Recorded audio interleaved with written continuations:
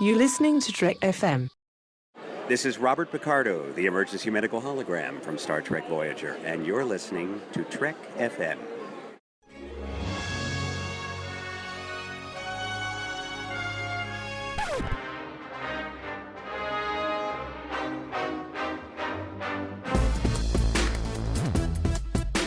Maybe it's not the destination that matters. Maybe it's the journey. To the journey. Hello, everybody at home, and welcome. This is To the Journey. To the journey! I'm your co-host, Tristan Riddell, and with me, as always, is... Charlene Schmidt! Charlene Schmidt. We are here today to deliver another great To the Journey episode, and I have to say that I thoroughly enjoyed doing our Borg origin story episode that we did last week, and it sounds like a whole lot of other people did too. Yes, that generated a lot of feedback, probably a little more than is usual, and we got several fan theories on their origins of the Borg, what they liked about our theories, how they differentiated, and it's been fantastic. There's been a lot of Twitter interaction. I don't know if we did get too many emails. I don't know. It's hard to remember what we get sometimes because we get show suggestions, we get the feedback, we get random messages here and there. And we try to respond to them all, but sometimes that just doesn't work out. But we try. That's the important thing. And we do read it all. But anyway, yeah, the interaction has been through the roof. We built ourselves up pretty heavily for that episode. Thanks, Tristan. And I feel like we actually did manage to follow through. We gave a part 1 level of intensity rather than the the fallout of a typical part 2 in Star Trek, where it's like, nice. It's a great idea, but the follow through just didn't match up. Yeah, and if you guys want to reach out to us, you can go to trek.fm/contact and then select To the Journey from the drop-down menu, and then that will email us, or you can find us on Twitter at TrekFM, or you can find us individually, where, Char, we can find you at Oh the Profanity, and You can find me at The Insane Robin. Yes, and those are by far the best ways to contact us because neither one of us really likes Facebook that much, and we don't really use it. We are definitely really against the norm in the 21st century here. It is so funny because I talk about this on all of my shows, and I've talked about this for years, but when you tell people you don't have a Facebook, they look at you like you're a leper, or like they just don't understand you. What's wrong with you? Why? Yeah. What happened? Who hurt you? Yeah, it's not even that. Like sometimes they give me this look where it's like their brain does not comprehend what just came out of your mouth. Where you say like, that too. I don't have a Facebook, and they're like, well, you mean like you don't have access to it right now? I was like, no, I don't have one. You mean it's down for some reason? No, I don't have one. How do you function without Facebook, man? Yeah, and I've been actually, you and I have been stepping away from social media a little bit more and more as time goes on. Yeah, a little bit. I am definitely getting a little burnt out on, I think mostly just, I don't know, the noise of it all. That's kind of the beauty and the drawback of the internet in general is it gives everybody a voice, which can be a beautiful thing. And at the same time, there's so many voices like a Borg collective that it can be overwhelming. It can just get to be too much. And sometimes I just really need to pull back and actually have some real life that has nothing to do with the screen. Sometimes I just prefer going out for a walk or doing something like baking cookies or just something that is a little more like present in the moment, if that makes any sense. Yeah, absolutely. And it's true. It's true. You find yourself being preoccupied with other things, which is good. But there's nothing wrong with healthy amounts of social media. But a couple weeks ago, I had something go viral, and I was getting a lot of attention, some positive, some negative. And so I was just like, okay, I'm gonna step away from Twitter for a little bit. And I was talking with a good friend and co-host of Aggressive Negotiations as well as Stage 9 on the network, John Mills. And he said, he's like, yeah, when I went on vacation for a week, I didn't have my phone, I didn't have Twitter. And I did not miss it. And I was just like, wow, I don't know, man. Like, I'm going to have a hard time. And for the first 2 or 3 days, I had a hard time where I had to block it on my phone. And I still caught myself trying to get around the block, even though I'm the person who put the block in. Wow. My thumb just naturally went towards where the icon used to be. whenever I picked up my phone. And then on day 4, I didn't miss it, didn't think about it. I felt like a junkie. It was weird. That's what I was thinking, is it's sort of like you're going into withdrawal where, isn't it amazing how procedural memory just occurs like that? We don't even realize how ingrained in us it is until you do something like that where you cut yourself off very intentionally. And you realize just maybe how much time you spend on this sort of thing or how dependent you are on it. And sometimes it is a very good idea to step back and do something else for a while. But that also said, it is a very good tool. And one of the best things about it is interacting with our listeners. And so, absolutely, I don't want to completely cut off. So that's why I've always had Twitter. I've thought about, maybe I should step away from Twitter too. But then I realized that then I'm really cutting myself off from a lot of people. I mean, Facebook is enough in one sense, but Twitter too. Ooh, okay. No, I don't want to, it almost sort of feels like you're going sort of Amish in a way where you're just so completely removed from the way the rest of the world works. And I don't know if that's necessarily good too. I guess what we're really trying to say with this whole conversation is that balance is good, and it's hard to find it sometimes. Yes. Yeah, balance is good, and that's the thing, is that I was thinking about deleting my Twitter. You and I even talked about it. We did, yes, and I told you, think about it, don't do anything Yes. brash, don't do anything that you're going to regret 2 days later. You're absolutely right, because I started thinking about it. I was like, I built up, for this is going to sound very pretentious, but I spent 6 years building up the brand that is the Insane Robin. I'm that on Instagram, I'm that on Twitter, I'm that on Tumblr. My listeners know that as my handle. Man, I don't want to let all this negativity make me shy away from a name that I built up. And then at the same time, I started thinking about listeners, where I was like, you know what? I love interacting with our listeners. And if I completely step away from social media, we can only have a one-sided conversation when maybe sometimes they send me an email. Right. And you don't really want to do that. A one-sided conversation is just as good as an echo chamber, which I don't feel is very productive. I don't know. Our listeners always give us great ideas. They always give us great feedback. I don't know if the show would be nearly as much fun without that. I mean, granted, even if nobody did start listening to the show, like say way back in the day we had nobody listening, we would probably still keep recording just because we were having fun. But that addition to it, we've said it before, and I'll just say it again. Sometimes that's what keeps us going. We are 187 episodes into the show now, and there's been times where we have felt burned out or like, what are we going to do this week? We keep it going because our listeners are great. And we don't want to lose that. But then also to your point about branding, we are all a brand on the internet. That's what a lot of this is. And 6 years is a lot of investment. So you're also right about that. Do you just want that to go away in the blink of an eye? Yeah. That's a big decision nowadays. I mean, it's an important part of who we are. And so since we're talking about this and since we're talking about listenership, I mean, that was one of the, you guys listening, you guys are one of the main reasons why I stayed on Twitter, is because I love you guys. We love you guys. We love interacting with you. And I found that balance. I did. I found it, Char, where Twitter is not on my phone. Okay. I only check it when I'm in front of a computer.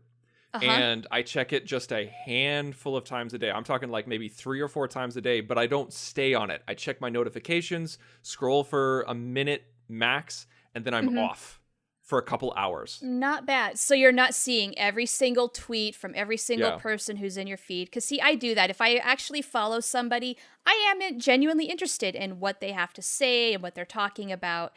But I keep my list pretty small intentionally. I don't follow every single person who follows me, and I don't follow a whole bunch of accounts of people that I like. I seriously try to keep it down to right around 200 people, because any more than that, and it gets crazy. And also, I can't do binge tweeters. So, it takes up too much time in the day. So again, that's another balance thing. But I'm glad you found balance too. Yeah. We've all got to figure that out, and especially as lives get more and more chaotic, which I feel they are all the time. Yeah. And especially, you've got impending parenthood on your brain. I mean, that's a huge adjustment. And you're just starting out. You're going to have even more things thrown your way. So Twitter, by comparison's nothing. Yeah, and that's another reason why I felt the need to find some balance, because obviously I'm not going to have this little baby girl in my arms and then go like, I wonder what's happening on Twitter. I'm not going to care. It's just a little different on the priority list. Yes. I think so too. But what also is on our priority list is giving you a topic. Yes, and we should start the show. Yeah, let's start the show. I'm pretty excited about this week because we are going back to a universe that you and I created. Well, yes. Let's say, I guess that might be giving us too much credit. Like, we created a subsection of an already established universe. Yes, and it's just our little canon, just to degrade us a little further. I mean, anybody can do this. It just so happens we do it on a podcast and people listen to it, and we've gotten good feedback, so we keep on doing it. It's like when a kid does something that makes the parents or the adults laugh. They're just going to keep right on doing it over and over. Keep on doing it, yeah. Yeah, we're going to keep entertaining you as long as you find it entertaining. So what we're doing this week is we're doing our 4th episode of Voyager's Mirror Universe. That's right. That's why you and I have goatees right now. The listeners can't see, but we've got goatees. That's why I keep stroking my face thusly. Yeah, it's hot. Okay, so it's the 4th episode, and just as a quick recap, we won't go into an in-depth recap, but just for those of you who haven't heard this before, our Voyager's Mirror Universe is very different because in the canon Mirror Universe, Voyager never would have existed, so we transformed it into... Voyager was the second vessel made by the Terrans, and after the fall of the Terran Empire. So it's post-Defiant. It's the ISS Intrepid, so it's not even called Voyager. And it's the most advanced starship that they've ever made, and it was made for the pure purpose of expanding their borders and trying to regain the Terran Empire. And they get lost in the Delta Quadrant in the same fashion, where they go into the Badlands because they're trying to find a base, and they get taken to the Delta Quadrant, and the hijinks ensue. But everybody's a little different. Not everybody's completely evil, because the Terrans aren't necessarily evil anymore. But you have Janeway, who flies off the handle at a moment's notice, is just little absolutely temperamental. crazy. Yeah, temperamental. Chakotay is the level-headed person, kind of keeps Janeway in check, and is more invested in the ship than he is her. And then you have Garrett. You have Garrett Wang. You have Harry Kim. I love it. You like Harry Kim, who has the long hair, and he's the evil one. Like, he is constantly plotting and trying to gain control of the ship and rise up. Like, he's the security officer, I think, right? Is that right? Yeah, he's security. He's also a descendant of Empress Sato, so he feels entitled to the power that he thinks is rightfully his. Absolutely. And so he develops his own security force, and he did it by stealing people on the planet of the 47s. And 37s. 37s. Man, that's the second time I've done that today. Yeah. You've done it before, too. I mean, 47 is such an ingrained thing in Trek. Thank you, Larry Nemechek. So Shout out to you. And then you have B'Elanna, who is still half human, half Klingon, but she's looked upon much differently on the ship because she's an alien, and Tuvok raised B'Elanna in this scenario. Yes, she's basically abandoned. We should mention that is her mother had a little liaison with a human, which is extremely taboo, basically, in the Mirror Universe. Yes. Had this child. She had a position of power where if somebody found out that she had this illegitimate child, she would be stripped of her position and therefore did not take care of B'Elanna. And that's where Tuvok came in, essentially raised her, and is often kind of, I don't know, her guardian in a way, still. Yeah. No, he's very protective of her. Yeah, protective. Yeah, like we established the intro in the first episode of how they got to the Delta Quadrant, and then they're like, okay, our main mission is to get home to get this ship back to the Terran Empire. We used all of our resources to make this ship. We have to get it back to the Terrans. Second episode was the 37 episode where they actually enslaved some of those people and used them in their security force. And the third episode is B'Elanna's backstory mixed with a little thing with Suitor that's not really important to keep going. Actually, I believe we are incorrect. We have one more episode because we had, it's called Black Lace Nighty, and it's where Janeway wanted to steal technology that could have potentially gotten us home, but it had a lot of probability that it wouldn't work, and she played with Chakotay's emotions quite a bit. I completely forgot about this episode. Oh. So this is really the 5th episode of the Mirror Universe. It is. We've lost count. We can't even count to 5. This is the dumbing down of America right here. So with that episode, Janeway totally uses Chakotay, plays with his emotions, and just to get her way and to convince him to do what she needs to do and everything like that. So this is establishing the characters. These people are not the characters we know and love. So here we are. We're 16 minutes in. Let's let us, what we're doing is we're writing this episode on the fly. Like, Char, yes. You and I have not talked about this. I haven't even thought about it. I have no idea what we're going to do. And so we're wiping down the whiteboard. Yep. Squeaky, squeaky, squeaky. Yep. Whiteboard is ready and go. Here we go. All right.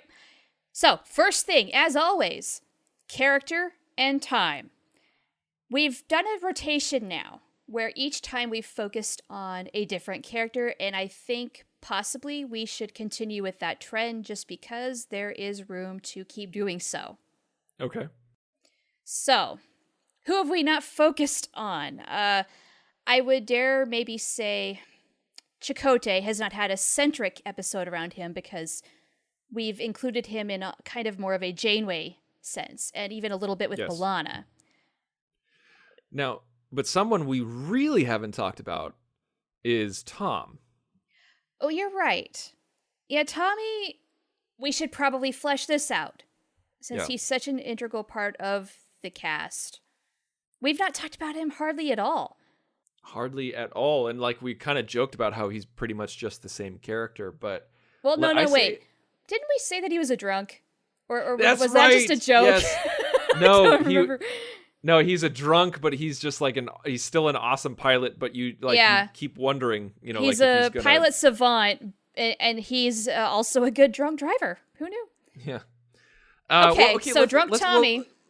Well, it doesn't necessarily have to be Tom. I mean, we could talk about it. So we have Chakotay, who we've talked about a lot, through Janeway, but not on his own. We have Tom, who we've barely talked about at all, which could be a pretty one-dimensional character with how we've fleshed him out so far. Well, yeah, so far we've not done a very good job with him. And also Neelix. Neelix is now an indentured servant. Yes, he's still in the kitchen, just not necessarily willing to be there. What if we did something with Neelix where he tries to escape? I was sort of wondering if, maybe we ought to have Neelix, I don't know, colluding, politicking, weaseling his way through some things. That has a lot of potential. Yeah, I like the Neelix character, obviously, and this Neelix can be completely different or even, very similar. There are no rules here. And, we know that he's an indentured servant. Now, did we establish if there was a Kes or not? Yes, Kes is also an indentured servant. Okay. I think she's doing the same thing. She's in the aeroponics bay growing the vegetables. Mm-hmm. What if she poisons the food? Well, okay, so let's crawl before we walk here. So okay. So we're doing a Neelix and Kes storyline. They're indentured servants. It's about them maybe grumbling about their position or trying to advance their position or trying to escape. This could be any time because in the Mirror Universe, Kes could still be around. It doesn't have to be where 7 and 9 came on board. In this version, right. Yeah, and so far we've kind of had a linear time progression with each episode. We've kind of gone a little further in the actual Voyager timeline, like we did the 37s, and then we went a little later in season 2, around the Tuvix era. Then in our very last Mirror Universe episode, it was right around the start of season 3. We could keep going, but we also don't have to. Yeah. So what are your thoughts? I mean, I feel like maybe we should just keep going. Yeah. Because 3 years of indentured servitude is going to wear these guys down. They're going to maybe start to get a little fed up. Yeah, I say we keep going. I say we keep going in a linear fashion. Cool. All right, so do we want to say maybe, I don't know, a third of the way through season 3, halfway? Does it matter? Where would that be?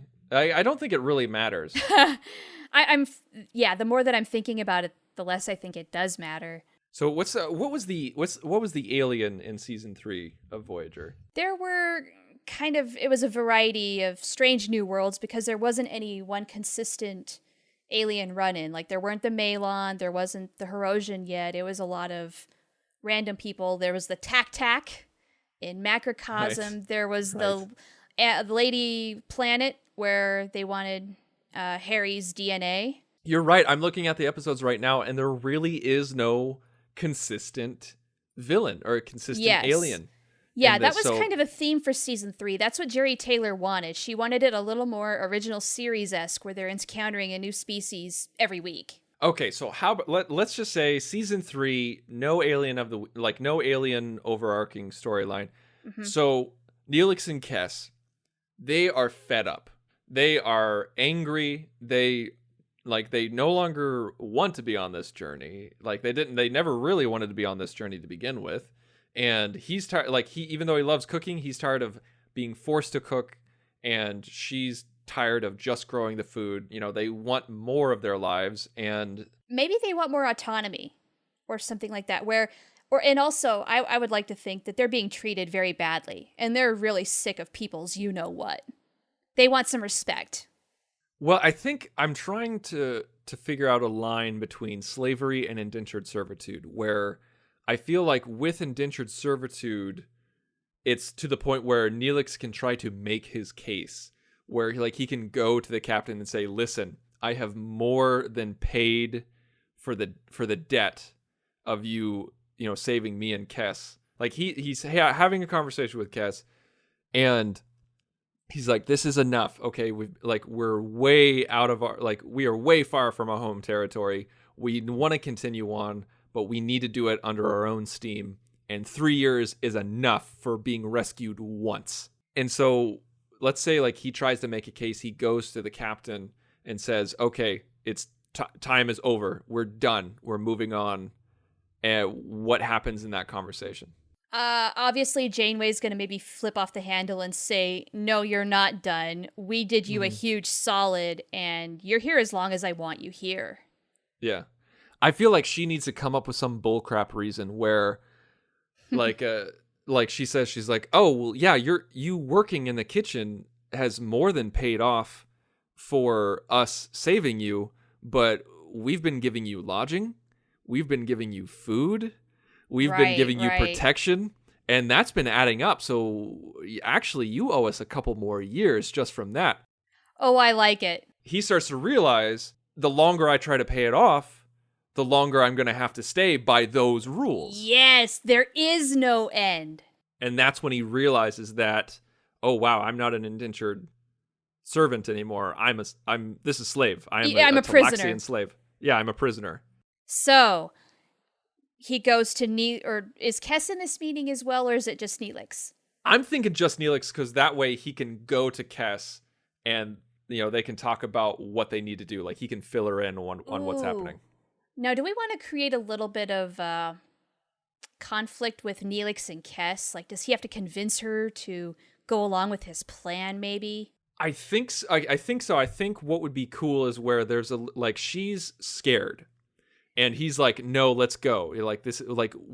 We can find my ship. We can get out of here. We just have to try." And she's scared because she's like, "I don't want to die." She's like, "I don't have very many years left, and I don't want to spend them dead."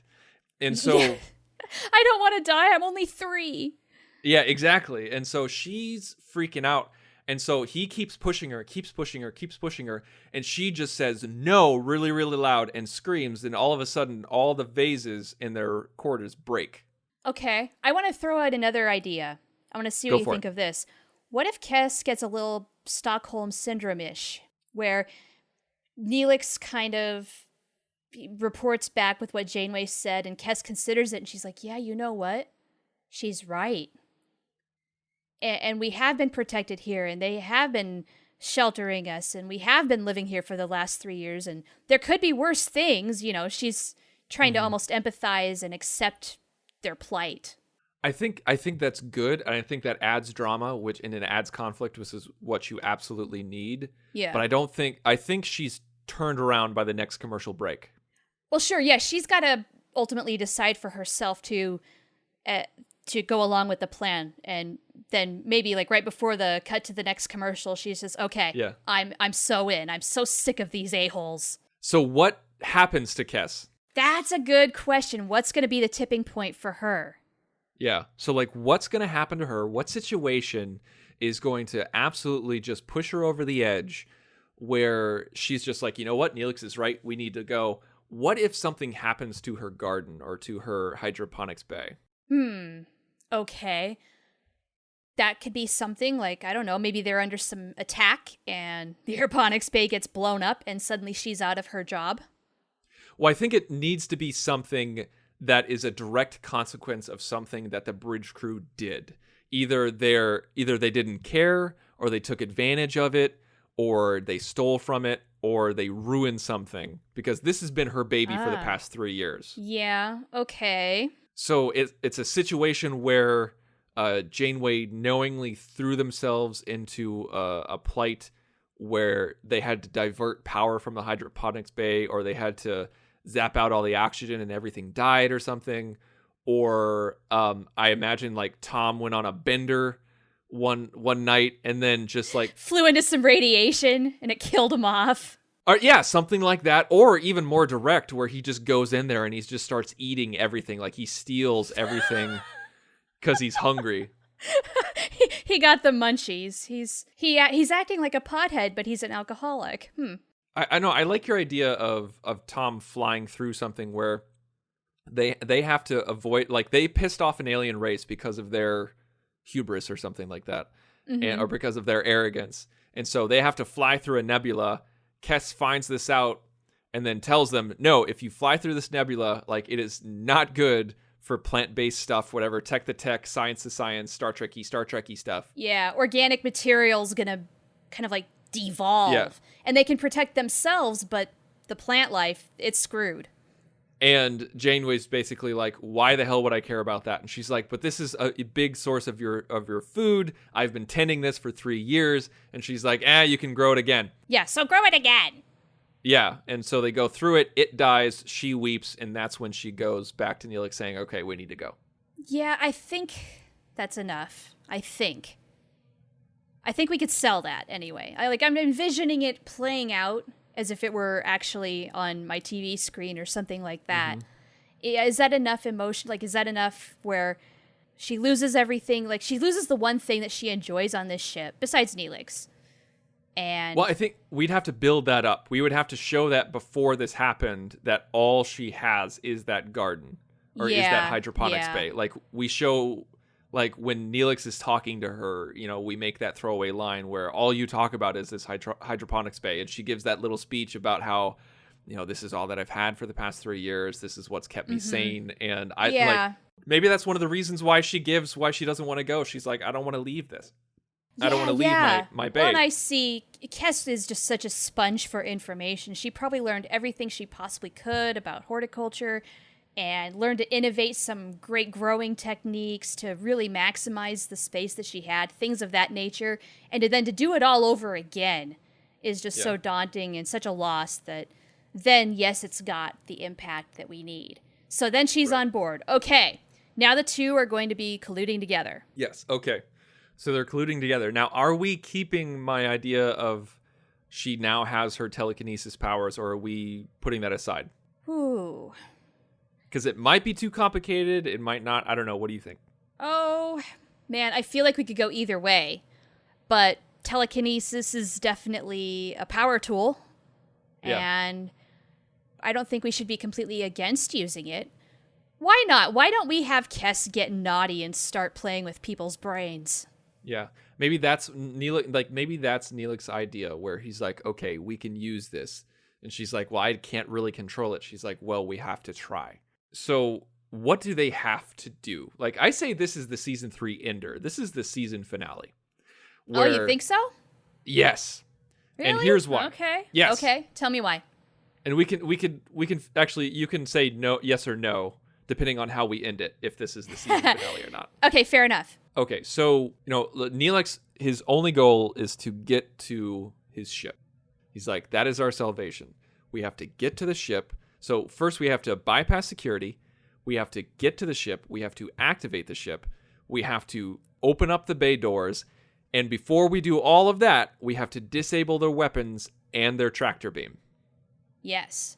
Okay, so that brings up some ideas. They're going to need to tap Tom for some information, like opening up the bay doors, perhaps, as well as Tuvok for security information. And I'm thinking Kes plays with Tuvok's brain to get the security info. Neelix works on Tom, gets him super drunk so that he tells all. I like that, where like Neelix says he's like, yeah, Lieutenant, let's have a drink sometime. Why would I want to drink with you? And he pulls out some super friggin' rare alcohol, like it's like I don't know, Talaxian moonshine, something that he's never tried before that just seems too irresistible, and he's just all about it, and it's gonna get him super intoxicated. Like it's purple and glowy, and it's like a moth to the flame is what it is. Yes. He can't refuse it. He just can't. And Neelix knows that Talaxians can absorb that drink much better than humans, and so he has no problem with it. And so so Tom gives him the answers to the bay doors. Okay. And so there's that solved. And Kes, let's not have Kes deal with Tuvok, because Tuvok's brain is super advanced because he's a Vulcan. So let's have Kes try to manipulate Harry, since he's the security officer. That's how they get past security. Okay. So how does she do that? Does she try to do like some sort of Jedi mind trick? Or I wonder if maybe she uses her telekinetic powers to control his actions, like actually control his fingers on the keypad to say let down shields, disable the tractor beam, that sort of thing. Disable protocols. This is like in Ocean's 11, the preparation phase before they get to the casino. So this is like information gathering. Okay, yeah, you're right. I'm talking about like in the actual heat of the moment when they're trying to execute and actually get to Neelix's ship. She's doing that. But prior to that, maybe Kes wants to somehow join forces with Harry, saying, look, I know a couple things about this ship that you don't know. I could be valuable to you. We might be overthinking this one. Where let's use your idea of mind manipulation. Okay. But let's just do it on the security guards that are guarding the shuttle bay. Maybe she's just doing little tests too to see if she can like some random person, like let's say it's Lieutenant Ayala. She walks by him and forces him to, I don't know, slap himself. I don't know. Yeah, something's insignificant like that, where she's just walking down the hallway and then waves her fingers real quick. No. This is not Bewitched, and she's not a Q. She's not going to wave her fingers. She's just going to do it. Fine. You're going to hear that eerie music of ooh, and then he's just going to smack his own face and like, what the hell? And she's just going to walk by with a smug look on her face, like, yeah, I did it. Yeah, that like that. So that takes care of the bay doors with Tom. The security guards guarding the ship. So now that leaves one thing left, and that's tractor beam and weapons. How on earth? And that so they get those two things done, where they're like, okay, that's solved. How are we gonna take care of this big one? Okay, who do we have running ops? That's an awful question to ask, but I don't remember because now we have Harry with security.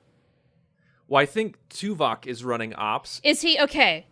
What instantly just popped in my brain is, what if instead of tricking someone for the third one, they plead with someone for the third one? They go to Tuvok and B'Elanna.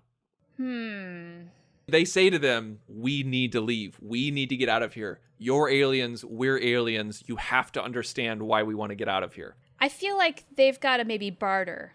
There's got to be some quid pro quo here. What's in it for them? Okay. Now, they're going to appeal especially to B'Elanna as an outcast, as an alien, for their help. But there needs to be a little more there. And what could they possibly give them? That's where I'm blanking. Well, they can't offer them passage No. because they're not going to be leaving. What about this? This might be a bit dark, Okay. but so like Tuvok and B'Elanna, even though they're the quote unquote good guys of this ship because they're put upon, they're still mirror universe versions of the Tuvok and B'Elanna we know. So what if they go to them and say, please, you got to help us get out of here? And they say, okay, we'll help you get out of here if you kill Harry. Yows. Okay. We need to maybe just add a small detail here where maybe Harry is starting to show that he is a threat of power and things have not really been set in motion yet, but they see it on the horizon. Mm-hmm. And they realize it's going to be trouble, and it's not going to be good at all for Tuvok and B'Elanna. Well, we found out in our previous episode, or one of our previous episodes, that B'Elanna finds out that Harry was behind the suitor business, where he was trying to get rid of B'Elanna. So they maybe Tuvok and B'Elanna find out that Harry was behind all of that, and they can't get to him directly. He's too protected, but maybe Kes could. And and so that's why they need Harry gone, and they're like, okay, this is our perfect opportunity. And I have an ending in my head already. Oh, okay. Well, I'm absolutely on board with this, so keep going. But I just don't want to dictate. I want your input. But here's what I'm thinking. Okay. Here's what I'm thinking. Kes is, she said I can't control all this. I'm doing the best I can, and Neelix keeps trying to say, well, you did it with, you practiced on Ayala, you could do that. You've been practicing on little things. You'll be fine. You'll be able to do this. And so Neelix convinces Kes to try and use her mind powers to kill Harry Kim. Okay, how so? By I don't know, blowing snap up his neck. brain, or physically making him do something? Have him do something to himself, where he snaps his own neck, or he strangles himself, or something like that. Stabs himself? Yeah, something to that effect. And so they go to his office, and they say, they're like, okay, we're delivering your meal because he's a jerk and requests his meal delivered. He's getting room service. Yeah, he's getting room service, and then Kes goes in, and then Harry's like, why are both of you here? Stop wasting my time, just drop off my food and go. And then Neelix says, okay, Kes, you know what to do, something like that. Not that obvious. Yeah. And she tries and tries, but Harry's resisting it because he is actually smart. He is actually powerful. He's not a telepath, but he's very trained. In my mind, she's trying to snap his neck using her telekinesis, where he just his head is trying to go in one direction. He forces it back, and somehow it forces Kes to go towards Neelix and direct her telekinetic energy towards him by accident. Oh, yeah, it just transfers by accident. Yeah, and Neelix snaps his own neck and dies. Ooh, that is dark. So then, Kes is on her own. Kes is on her own, and she realizes what happened, and she realized that she has to get out of there, otherwise she's gonna die. And so she goes forward with the plan. Okay, Harry also realizes now that he's no longer under Kes's spell or brain control or what have you. What happened is she was trying to kill him. He picks up some sword or a knife or something and starts going after him as she starts to run toward the ship.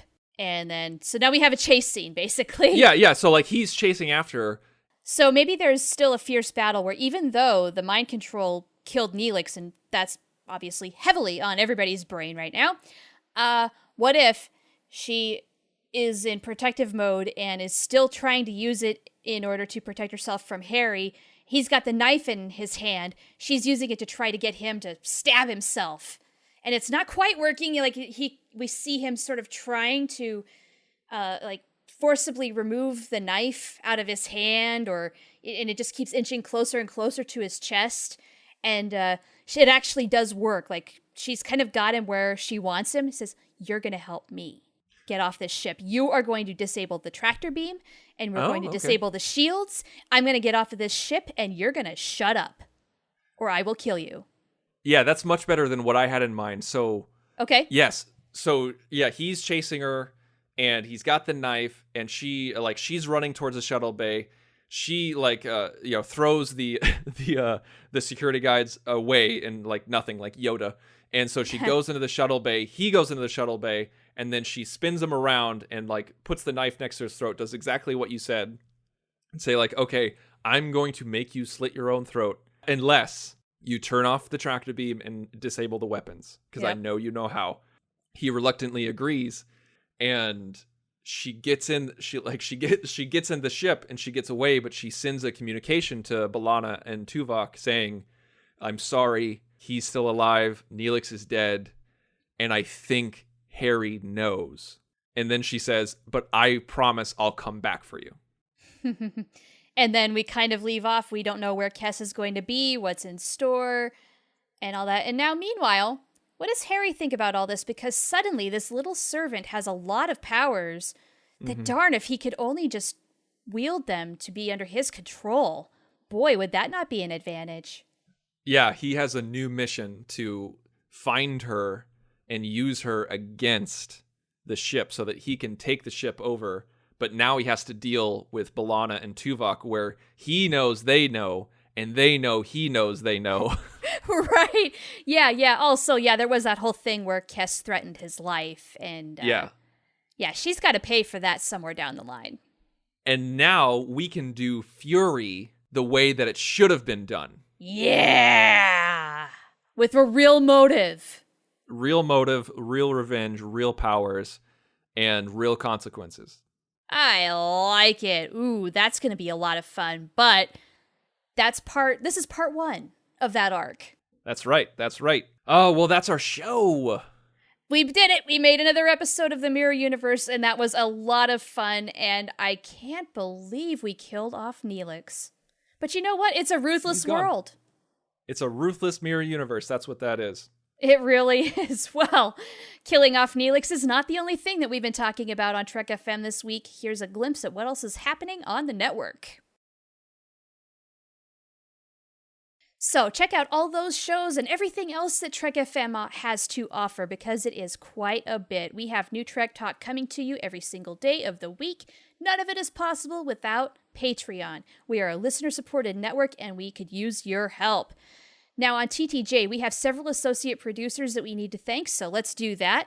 Those lovely people are Kenneth Tripp, Jamie Deuce, Bruce Lish, Dante Hopkins, Brian Belicio, Kay Janeway, and Ju Kim. We have a lot of people. That's fantastic. We appreciate the support, and if you want to also support us, please go to patreon.com/trekfm. Consider becoming a monthly subscriber and get in on the fun. And if you leave us 5 stars and a short review, we will give you a shout out on the show, as we do. And we would appreciate that because it helps us out a lot. You know, Char, I don't know if we have ever done this before, where we've done a part 2 of a podcast the very next week, but I think we should do this next week. I think we should do Fury in the Mirror Universe and jump forward a couple of years. That's what I'm thinking we should do. Okay, I'm kind of down because, yes, we're kind of just in the moment here. This is on our brains. Why not keep going through with this? It's going to be exciting. It's fun. Yeah, I'm on board. And no, we really don't do this very often, so why not start? You can tune in next week to find out. So until then, this has been To the Journey. To the Journey!